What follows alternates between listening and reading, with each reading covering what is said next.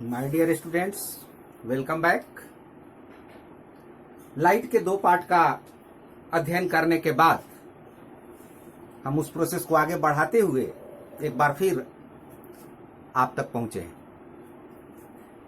अभी हम देखेंगे एक अति महत्वपूर्ण प्रश्न जो कि लाइट में अपना एक स्थान रखता है और मैट्रिक की परीक्षा के दृष्टिकोण से उसका एक अपना बड़ा ही महत्व है। यह प्रश्न है, गोलीय दर्पण में सिद्ध करें कि F बराबर R/2। यह प्रश्न कई रूपों से पूछा जाता है, या तो F बराबर R/2 या R = 2F, या इस रूप में भी पूछा जा सकता है कि गोलीय दर्पण की फोकस दूरी उसकी वक्रता त्रिज्या की आधी होती है। दूसरे रूप में भी गोलीय दर्पण की वक्रता त्रिज्या फोकस दूरी की दुगनी होती है। यहां पर गोलीय दर्पण की चर्चा है। गोलीय दर्पण के दो रूप मैंने आपको पिछले वीडियो में बताया था, आप उसको यदि नहीं देखे हो तो जरूर देख लें। यहां यह भी लिख सकता है अवतल दर्पण या उत्तल दर्पण। गोलीय दर्पण के स्थान पर अवतल या उत्तल की भी चर्चा की जा सकती है। तो आइए देखते हैं इसके बारे में। प्रश्न के कई रूप हैं, लेकिन उत्तर सबका एक ही होगा। हां, अवतल और उत्तल दिया हो तो थोड़ा सा बदलेगा। दर्पण में अवतल दर्पण महत्वपूर्ण है, इसलिए हम इस प्रश्न को अवतल दर्पण में ही पहले हल करेंगे। यदि आप पहले के वीडियो नहीं देखे हो तो आप पीछे जाकर के प्लेलिस्ट में एक बार इसको जरूर देख लें, जिससे कि आके आपकी राह आसान हो, आपको कोई कठिनाई ना हो।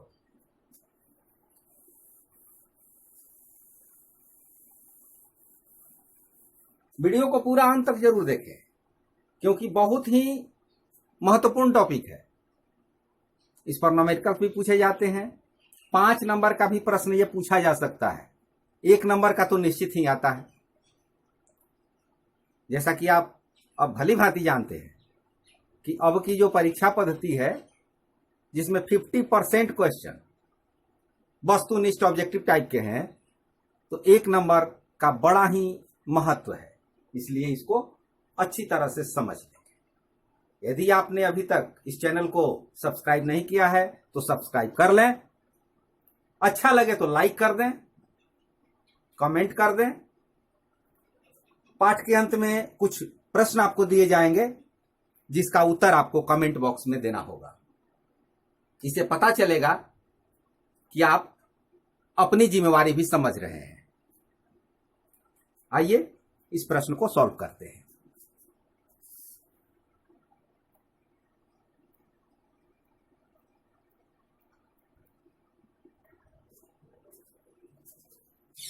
इस प्रश्न को हल करने के लिए एक चित्र अनिवार्य है। यहां हमने अवतल दर्पण लिया है। अवतल दर्पण दर्पण में महत्वपूर्ण है, इसलिए पहले हम अवतल दर्पण में ही इसको सिद्ध कर रहे हैं। क्या क्या आप देख रहे हैं इसमें? M' एक अवतल दर्पण है और CP मुख्य अक्ष प्रधान अक्ष है, AB आपतित किरण है और ये BF परावर्तित किरण है। C वक्रता केंद्र, P दर्पण का ध्रुव है और F मुख्य फोकस है। I और R क्रमशः आपतन कोण और परावर्तन कोण है। तो माना कि M' एक अवतल दर्पण है।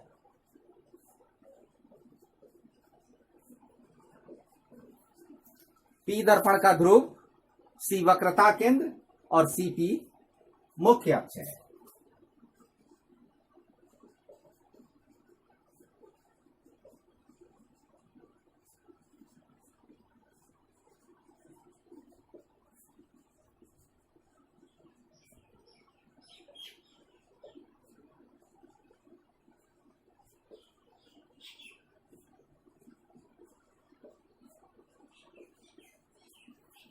मुख्य अक्ष के समानांतर और निकट आपतित किरणें जब दर्पण की परावर्तक सतह पर पड़ती हैं तो वहां से परावर्तित होने के बाद मुख्य फोकस से गुजरती है। और वही यहां चित्र में जैसे ए बी आपतित किरण है और दर्पण के बी बिंदु पर ये आपतित होकर के और बी से परावर्तित होता है बी एफ के रूप। ये परावर्तित किरण है।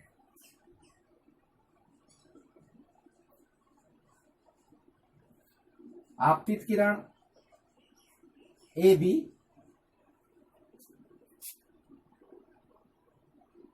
दर्पण से बी एफ के रूप में परावर्तित होती है।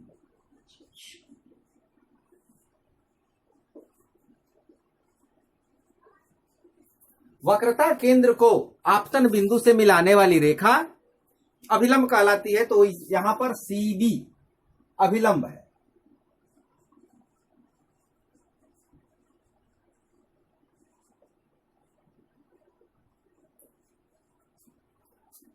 अब देखें सी से पी, सी से पी की जो दूरी है उसको वक्रता त्रिज्या को आर से सूचित किया जाता है।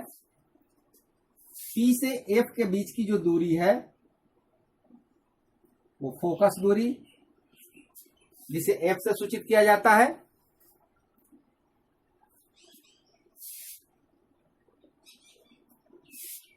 अब देखें यहां पर थोड़ा सा मैथमेटिक्स लगाना होगा। यहां फिजिक्स से हट करके मैथ की तरफ चलना होगा। एक तो यहां पर आई और आर जो हम देख रहे हैं ये परावर्तन के नियम से लेंगे कि I is equal to are, परावर्तन के नियम से। यहां तक तो भौतिकी लगेगा।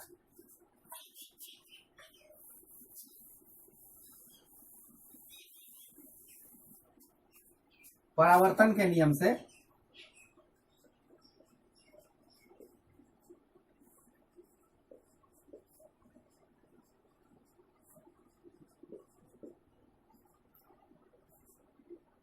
आई बराबर आर। आई क्या है? Angle A B C. Angle A B C is equal to angle B C F.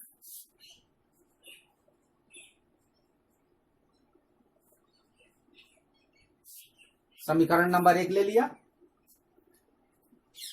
अब यहां पर देखें ए बी और सी पी दो पैरेलल लाइंस हैं, दो समानांतर रेखाएं हैं। एक थ्योरम है, यदि दो समानांतर रेखा को कोई तिर्यक रेखा प्रतिच्छेद करती है तो एकांतर कोण समान होते हैं। यहां पर ए बी और सी पी दो पैरेलल लाइंस हैं और उसको बीसी ट्रांसवर्सल लाइन तिर्यक रेखा बीसी इंटरसेक्ट करती है, प्रतिच्छेद करती है। तो यह जो कोण है और यह कोण ये एकांतर कोण कहलाते हैं। तो ज्यामिति से ये बराबर होंगे।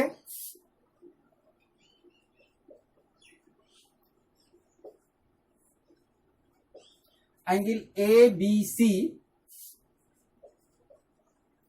Is equal to angle B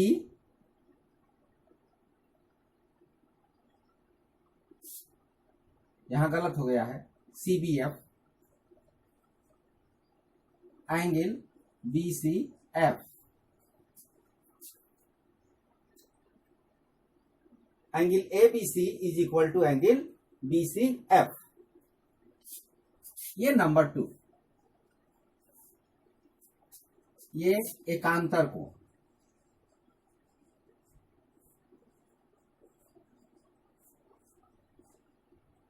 यहां पर है आई बराबर आर। अब इन दोनों समीकरण में यदि हम देखते हैं तो समीकरण 1 का लेफ्ट हैंड साइड बराबर है तो राइट हैंड साइड बराबर होगा। Trichotomy rule. समीकरण 1 और 2 से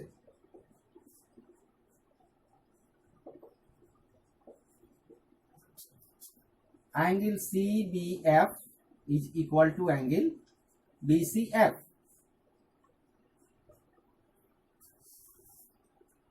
यहां तक पहुंच गए?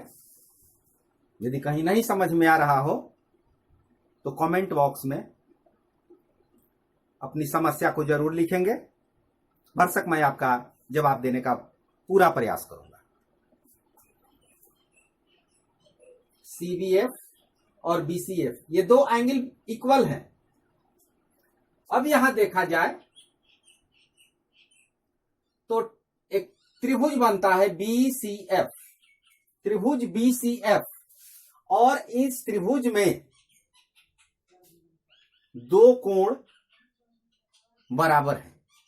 तो यदि किसी त्रिभुज में दो कोण बराबर होते हैं तो उनकी सामने की भुजाएं भी बराबर होती हैं, और इस परिस्थिति में वो समद्विबाहु त्रिभुज होता है।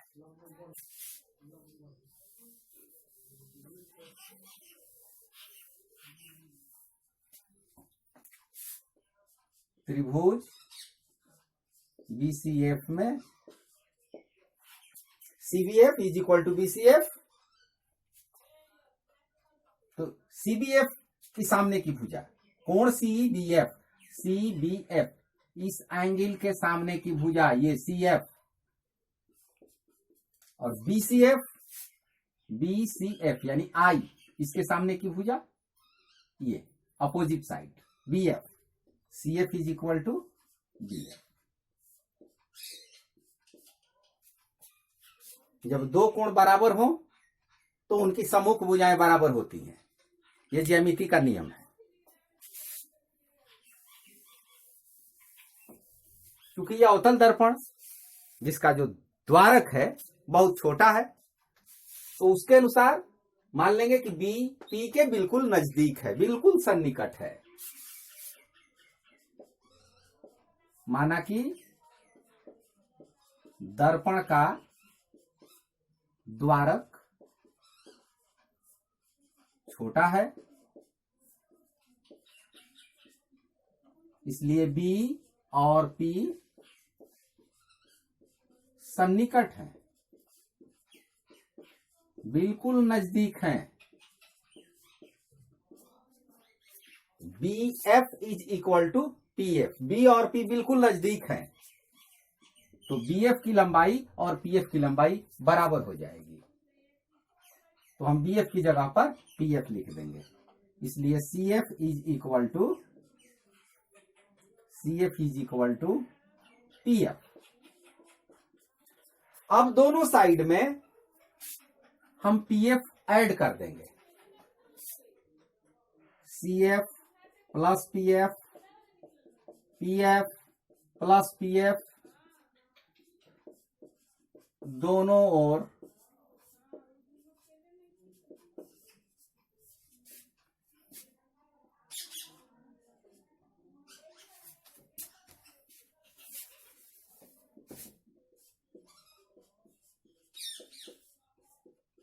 PF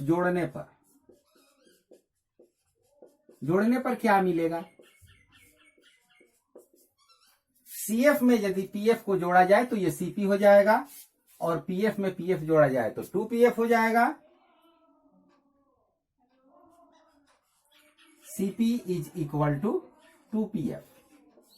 अब चित्र से देख लें CP का वैल्यू क्या है।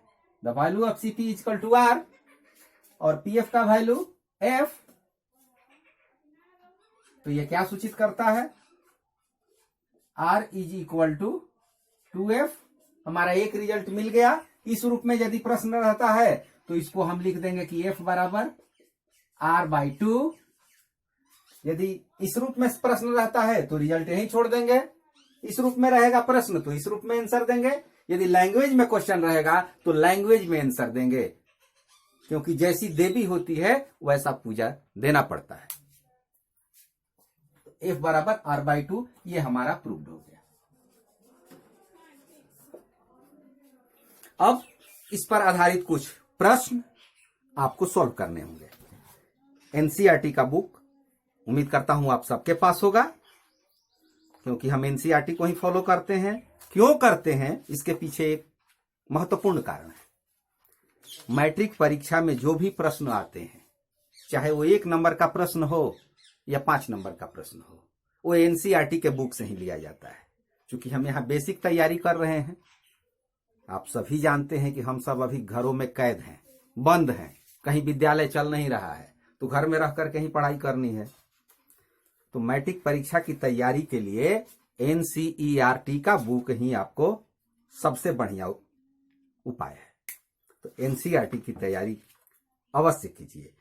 पेज नंबर 185, पेज नंबर 185 में प्रश्न लिखा हुआ है कि एक गोलीय दर्पण की वक्रता त्रिज्या 20 सेंटीमीटर है।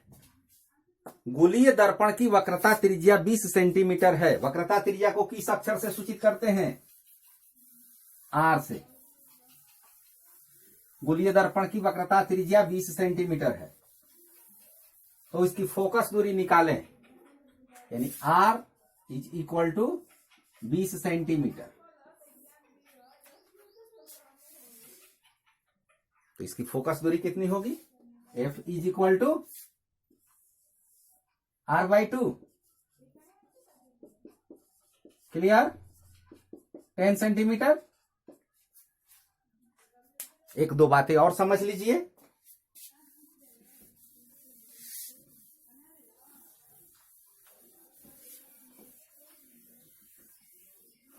वो बातें पिछले वीडियो में छूट गई थी, इसलिए यहां पर उसका जिक्र मैं कर रहा हूं।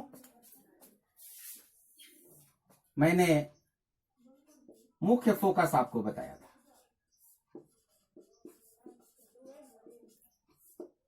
तो मुख्य फोकस में एफ फोकस दूरी होती, अवतल दर्पण में ये फोकस दूरी दर्पण के सामने, इसलिए अवतल का जो फोकस होता है वो निगेटिव होता है, और उत्तल दर्पण की फोकस दूरी पॉजिटिव होती है। ये बात अभी आपको आगे फिर मिलेगा जब कार्टेशियन पद्धति पढ़ेंगे, कार्तीय नियामक पद्धति पढ़ेंगे, तो उसमें इसकी विस्तृत चर्चा की जाएगी। यानी अवतल दर्पण का फोकस ऋणात्मक और उत्तल का धनात्मक होता है।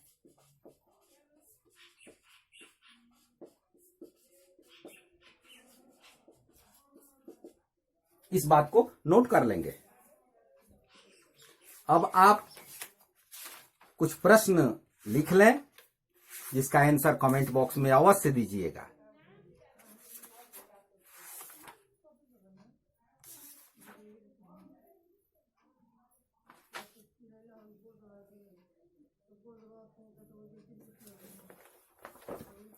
ये प्रश्न मैं अपने से दे रहा हूं। एनसीईआरटी के प्रश्न उत्तर बाद में एक एक सॉल्व किए जाएंगे। आप प्रश्न नोट कर लें। उत्तल दर्पण की फोकस दूरी 25 सेंटीमीटर है।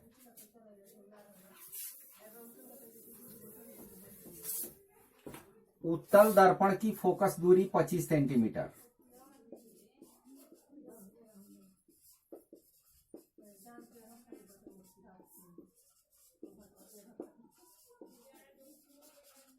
वक्रता त्रिज्या कितनी होगी? बहुत ही आसान है, प्रयास कीजिए।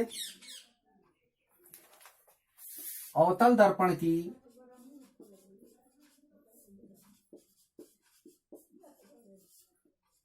फोकस दूरी ज्ञात करें जब वक्रता त्रिज्या 36 सेंटीमीटर हो। इन दो प्रश्नों का आंसर आप अवश्य लिखेंगे, तब पता चलेगा कि आप भी मेरे साथ साथ मेहनत कर रहे हैं। धन्यवाद।